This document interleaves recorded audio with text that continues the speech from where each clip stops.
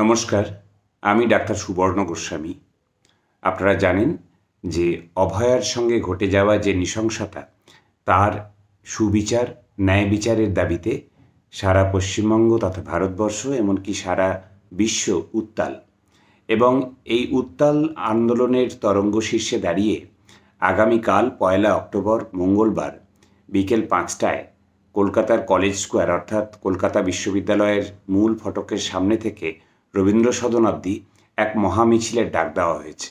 ডাক দিয়েছেন 60টিরও বেশি সংগঠন, অরাজনৈতিক সংগঠন অবশ্যই, অর্থাৎ অদলীয় সংগঠন, এবং তার সঙ্গে বহু ব্যক্তি মানুষ, শ্রমজীবী মানুষ, পেশাজীবী মানুষ, বুদ্ধিজীবী মানুষ, শিক্ষা সংস্কৃতি অঙ্গনের মানুষ, ক্রীড়া জগতের মানুষ, চিকিৎসকরা তো আছেনই।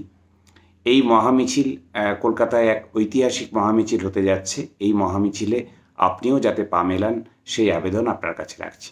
ধন্যবাদ।